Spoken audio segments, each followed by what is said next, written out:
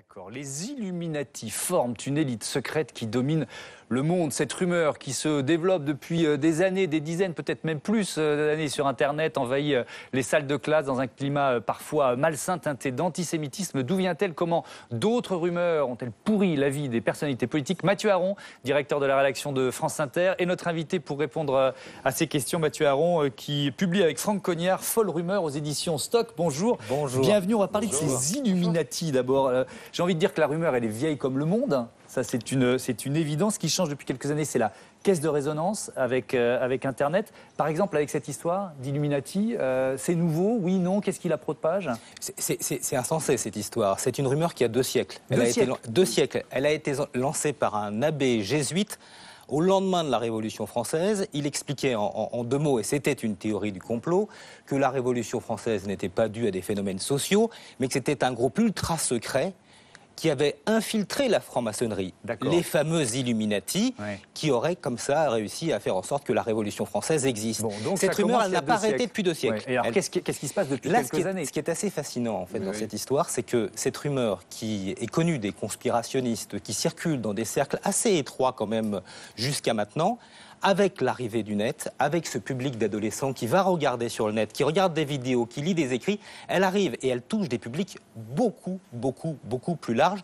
Et finalement, c'est une explication assez simpliste du monde. Je crois que c'est ça à l'origine de cette rumeur. Avec, je disais, teinté d'antisémitisme, il y a ça qui ressort aussi. Et des professeurs qui racontaient, notamment dans un article du Monde qu'on a tous lu, que ça compliquait finalement leur travail en classe. Je crois que ça doit beaucoup compliquer leur travail parce que c'est une explication assez binaire du monde. Il y a les bons, il y a les méchants, il y a effectivement, comme il y a des francs-maçons, il y a aussi des juifs. Enfin bref, c'est toutes les théories du complot qui sont resservies à travers cette rumeur. Ce qui est vraiment fascinant, c'est de voir qu'elle touche aujourd'hui ce type de public. Anthony, je voulais vous demander, est-ce que les médias, tout simplement, vous savez, alimentent cette machine à rumeurs, notamment parce qu'en sortant, vous savez, ces fameuses unes sur les francs-maçons, et en insistant sur le côté occulte, sur le côté obscur de ce que serait la franc-maçonnerie, est-ce qu'au fond, il n'y a pas une manipulation aussi des médias? Est-ce qu'il n'y a pas une... Je ne sais pas si on peut parler de manipulation parce qu'on rentrerait dans tout ce qu'on est en train de dénoncer, mais il y a forcément quelque chose d'évident, c'est que les médias, ils sont soumis à une force de tension.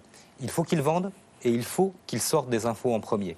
Et de l'autre côté, il y a tout ce qui circule sur le web et sur le net aujourd'hui.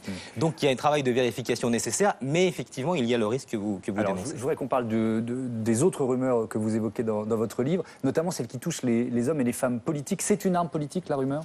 Je crois que c'est une arme politique et c'est quelque chose qui, là aussi, prend de plus en plus d'ampleur. C'est absolument hallucinant. On a pu travailler avec Franck Cognard, avec qui on a écrit le livre, sur plusieurs rumeurs. Christiane Taubira a été touchée par une rumeur hallucinante, un faux document qui circule sur le net qui dit qu'elle aurait un fils meurtrier, ce qui est bien entendu totalement faux. En prison, c'est une histoire de dingue et pourtant elle a circulé auprès de dizaines de milliers de personnes. On a pu travailler aussi sur la rumeur du 9-3. Tous ces maires de villes moyennes qui sont vus accusés d'avoir accueilli des populations africaines contre des sommes d'argent. Cette rumeur, et ça c'est ce qu'on révèle dans le livre, qui a muté tout d'un coup, pour se transformer, ce n'étaient plus des populations africaines qui étaient accueillies, mais des Roms. Et ça, c'était au moment de l'affaire Leonarda. Donc on voit que toutes ces rumeurs, elles sont là. Et effectivement, c'est une arme politique quand elles sont finalement, quand elles se propagent de manière volontaire et qu'il y a des gens qui s'en servent.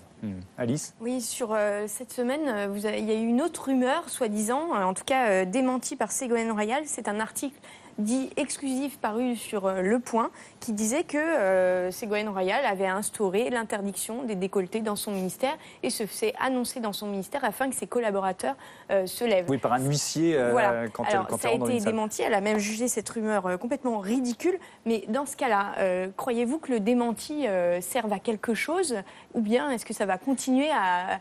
Ça, c'est une dimension intéressante de votre livre. CNN notamment disait que même avec des démentis, de toute façon, ça servait à propager la rumeur. Donc même un démenti, de toute façon, Comment les politiques peuvent réagir en fait? C'est notre question à tous les trois là. La rumeur, c'est le piège diabolique. Vous n'en parlez pas, on dit ah bah si vous n'en parlez pas, c'est bien qu'il doit y avoir quelque chose. Ouais. Vous en parlez, vous portez plainte, vous démentez, vous faites une conférence de presse. Toutes les études sociologiques le prouvent depuis 20 ans. Vous amplifiez de manière absolument considérable.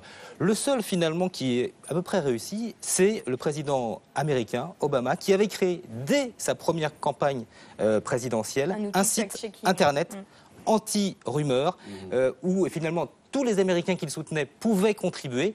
Et ça a Oui, mais plutôt c'est bien pas trop la mal défiance fonctionné. par rapport aux sources. Pour aller sur ce site, il faut déjà croire avoir une confiance dans les élites. Ah non. Or, le fait de s'informer auprès des complotistes, c'est justement quand on n'a plus confiance tente dans les journalistes, voilà, on tente de notamment. se libérer des élites. Avec quelque chose qui est un autre piège, c'est que quand vous tapez sur Internet, vous faites une recherche, les moteurs de recherche font ressortir systématiquement les pages qui alimentent les rumeurs. Pourquoi ? Parce que les gens qui croient aux rumeurs écrivent beaucoup plus de pages Bien sûr. que les gens qui n'y croient pas. Donc c'est mécanique et ça alimente Il y a le quand même une piège. primauté Et c'est pour ce les qu'on sources explique officielles dans le sur, livre. sur le web. Oui, mais ce qui est intéressant, c'est qu'Internet peut servir aussi à démonter des Tout rumeurs. à fait. Il y a des sites qui travaillent très bien là-dessus. Merci beaucoup, Mathieu. Merci. On Folle Rumeur, coécrit avec Franck Cognard, c'est publié chez Stock. Et puis sur la rumeur dont on parlait en début d'interview, les Illuminati, on propose l'article du Monde sur le second Très écran. bon C'est à l'adresse article du Monde. france5.fr/.